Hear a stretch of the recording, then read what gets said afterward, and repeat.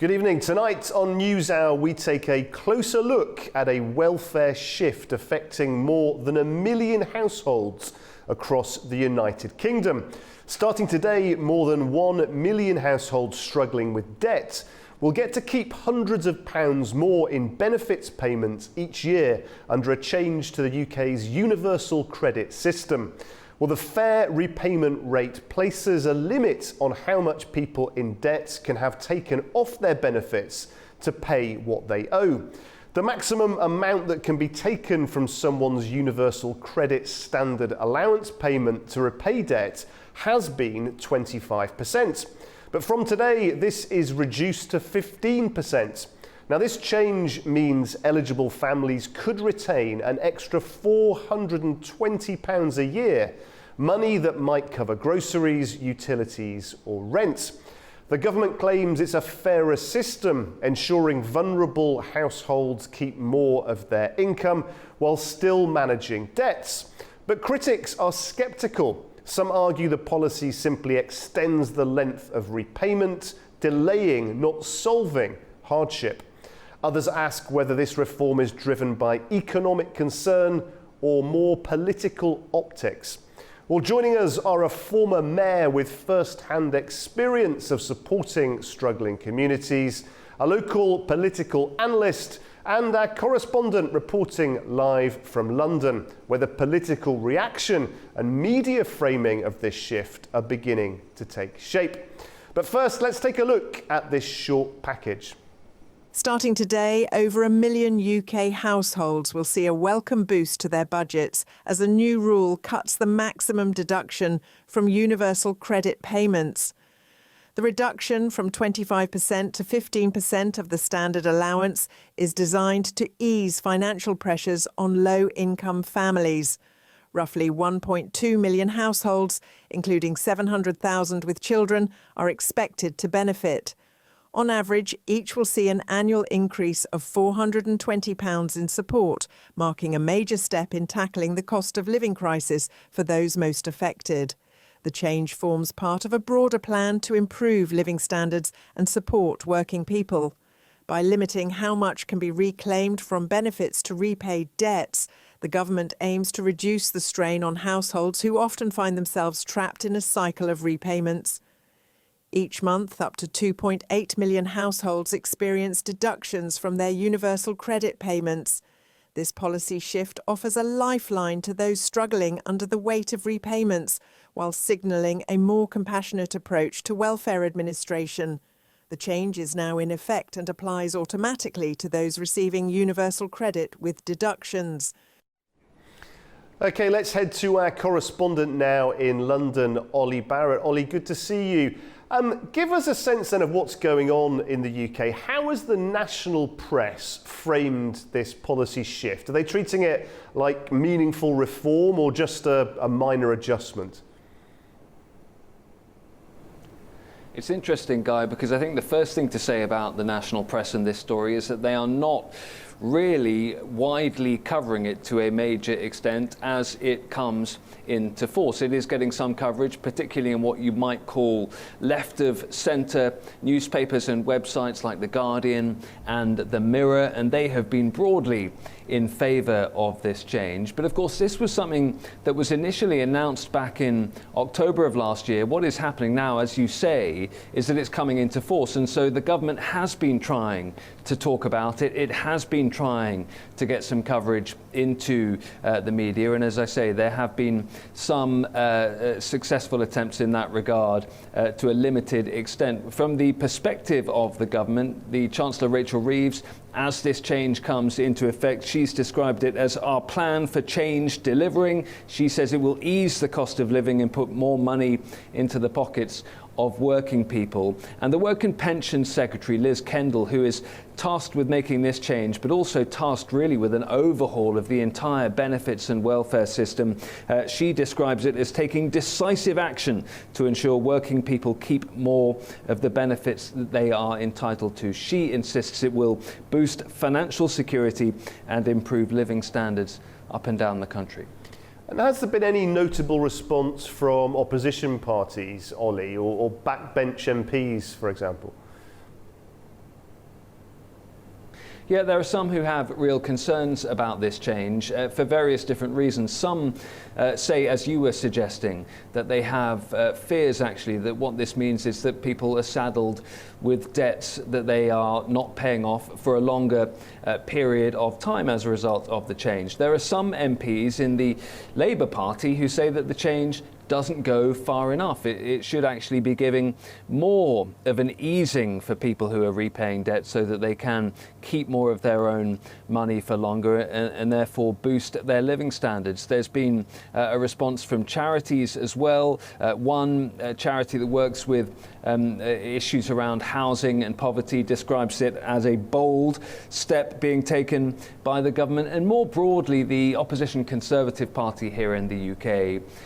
They basically say that they suspect that this is the government trying to mask some of the other changes that they've made to the economy, which they say have harmed the economy and therefore harmed the prospects for working and vulnerable and poorer people. The Shadow Chancellor, for example, Mel Stride, he keeps insisting that Rachel Reeves has bungled her handling of the economy with things like tax rises, greater contributions on national insurance for employers that he says are actually harming economic growth and therefore meaning that there are weaker job prospects for people in the economy. It's harder for people who are out of work and potentially on benefits of one kind or another to find employment, and he points the finger of blame on that firmly at the Labour government, and basically the Conservatives say that they believe that this is an attempt to try and make sure that the Labour Party have some positive stories to tell when it comes to more vulnerable people. The government would absolutely reject that characterisation and insist that they are doing this for the right reasons. And as this change comes into force, as you say, the Chancellor believes that this will mean hundreds of thousands of families are hundreds of pounds better off every year. Ollie, thank you very much indeed. Ollie Barrett for us there in London. Well, joining me now to discuss this further is the Independent's UK politician and former mayor of Middlesbrough, Andy Preston. Andy, welcome. Good to see you back on Newshour. We know, don't we, that a lot of low-income families are struggling with debt. Does this change go far enough? Hello, Guy. This change is significant, I think. I believe it will alleviate lots of pressure in some of the poorest households. And the interesting thing that perhaps a lot of your viewers might not be aware of is that many people who work receive universal credit. So it's really important to make sure that everybody who works but is struggling with debts that they've accrued for whatever reason can get a little bit of breathing space. This isn't, to me, about letting people off or encouraging people to borrow more or mismanaging debt. It's about saying, once you're in a tough situation, let's not plunge people further into poverty, which impacts them, their welfare, and the well-being of their whole family, children alike. So I think that most of us should welcome this move that basically reduces the amount of deductions that people can have from a benefit called universal credit. And Andy, what about this criticism that this is simply pushing the problem further down the track, a delay tactic, a quick fix, if you like? I can see exactly why some people say if you've got a debt, the best thing to do is to pay it off as soon as possible. I think the problem, though, is that there are a lot. We have a really strong consumer society. Everybody wants everything. They want to buy it now, and if they haven't got the money, it can be very easy, even for those who can't afford it, to borrow the money, and that's wrong. And then when these people borrow the money, they can't pay it back, and they're taken to court, and there are deductions, which pushes them and their family into horrible situations that impact their ability to work, they impact the kids' ability to study at school. So although I do understand the argument that paying off debt as soon as possible is a good idea, not at the detriment of you and your family's welfare, not to the detriment of your employment, and not to the detriment of your kids' performance at school. So people should pay debts categorically, but they've got to be done in a manner that suits everyone, including society. Yeah, it's a very interesting point, that, Andy. This sense of dignity preservation being important, as well as making sure that those debts are collected. Do you think we've, in the UK, always got that balance right? I don't think we've always got it right, and it's really, really difficult, Guy. To me, the thing that I find most bewildering, frustrating and unfair is that everybody in our country is bombarded with adverts, whether it's TV, radio, social media or in the press, with adverts to buy stuff. You need this, you must have that. Your friends are getting this, you should have it too. The pressure on families, especially those that are financially strapped, is huge, and they seek to get out of their situation by, believe it or not, spending more because it gives a temporary mental respite from the feelings of deprivation. So we encourage people to borrow and beg and spend, and then when they can't afford to pay it back, we punish them really hard. And I think that we've got to find a way of making it straightforward, relatively simple to pay money back, that gives the family and yourself breathing space, but at the same time, you're not just kicking a can down the road and it'll never be paid back. All of us must repay our debts.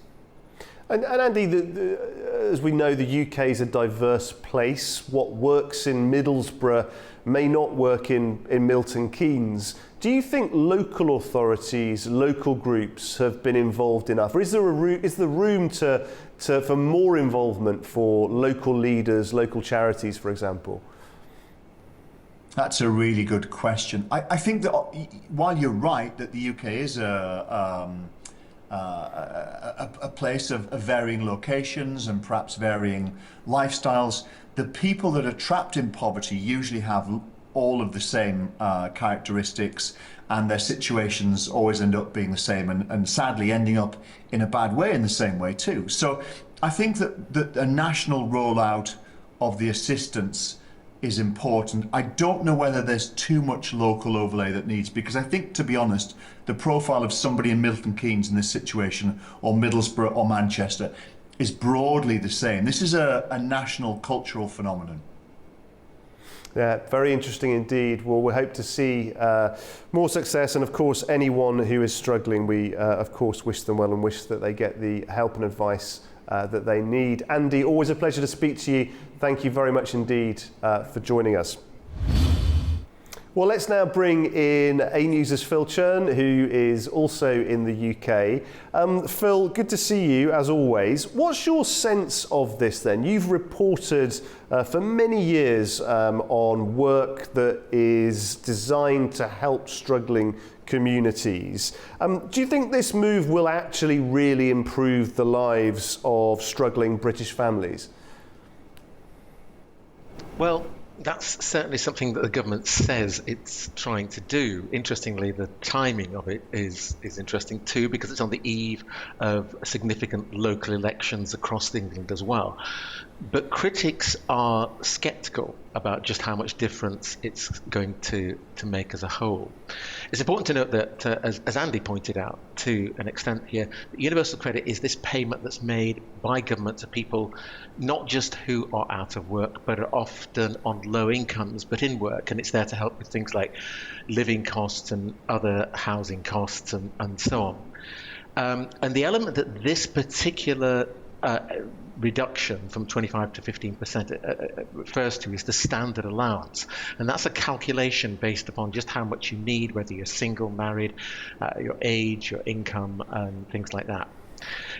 Up until now, if someone has been in debt because of things like rent or electricity bills or court fines, they've had the right to apply to get up to 25% of someone's standard allowance to be taken off them to repay that debt. But debts can also be run up if claimants have had an overpayment in the past by accident by the DWP, and at some point they have to pay that back.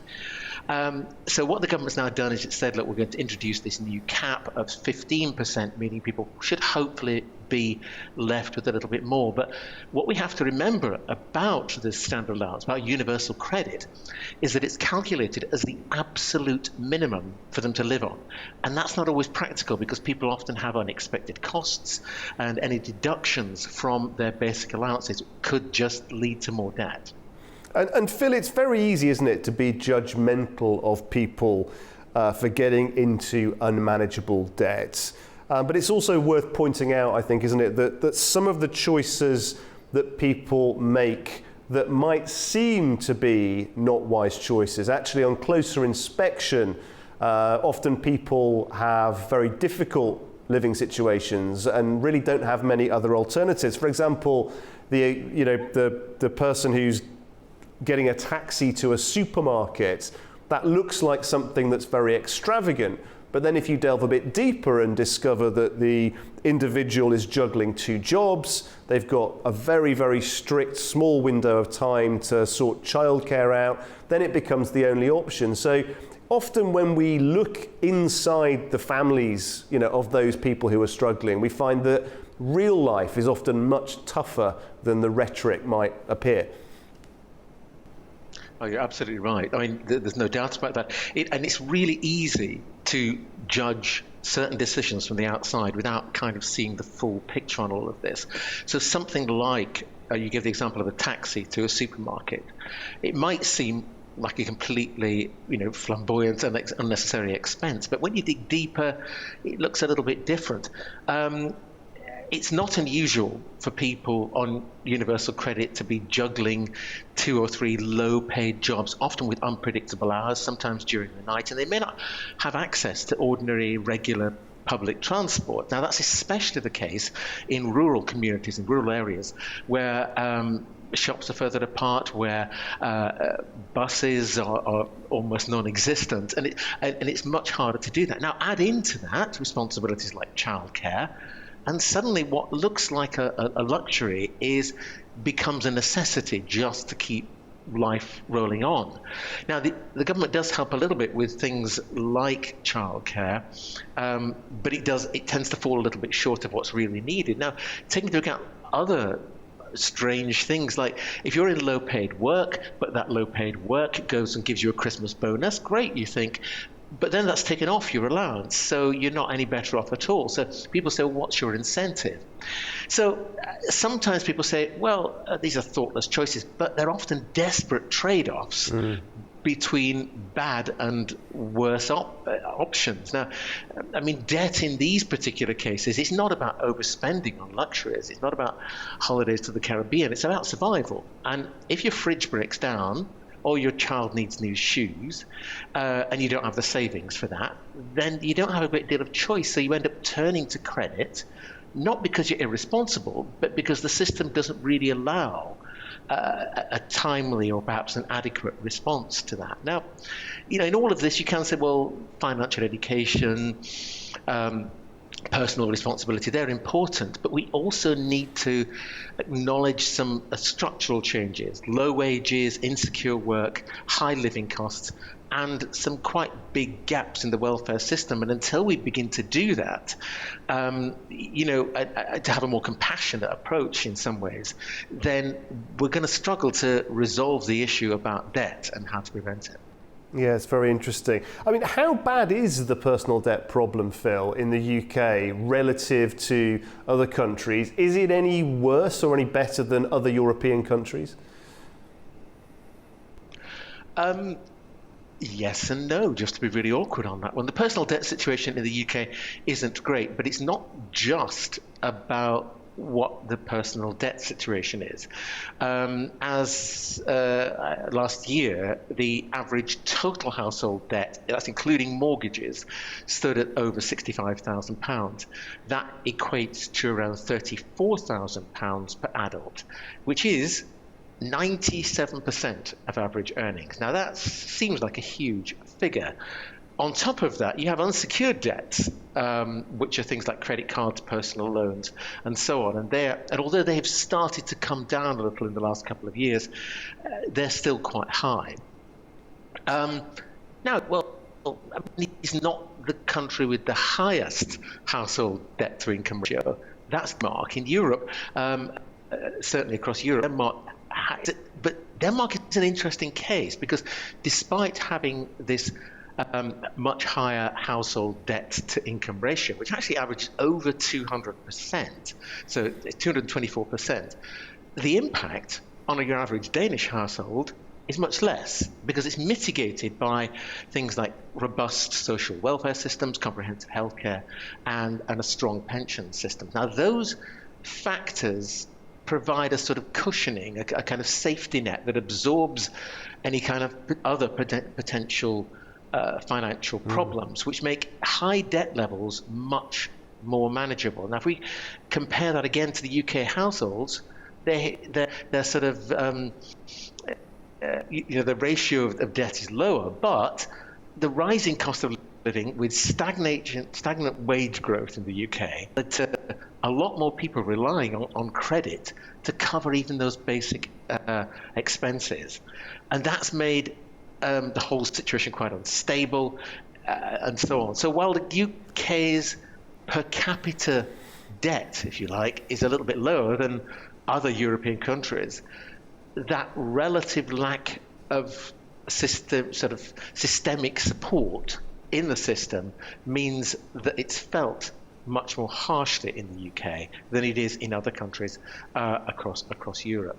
So there needs, if we want to change that, we need to have a little bit of a reevaluation about the whole system of debt, where the burden of debt is, what the actual welfare system is in the country that helps alleviate that to a certain extent. And it's a big debate, and it's going to go on for a long time. Phil, always great to speak to you. Thank you very much indeed for joining us and from your analysis. So as universal credit shifts again, some call it relief, others a rearrangement of burdens. The government says it's levelling the playing field, allowing more families to keep what they earn. But for those still deep in debt, the question remains, has anything truly changed or just been delayed? Well, we'll continue to monitor how this policy plays out across the country in the weeks ahead, from community response to political fallout. Well, that's all from us tonight on Newshour. From all the team here in Baku, goodbye for now.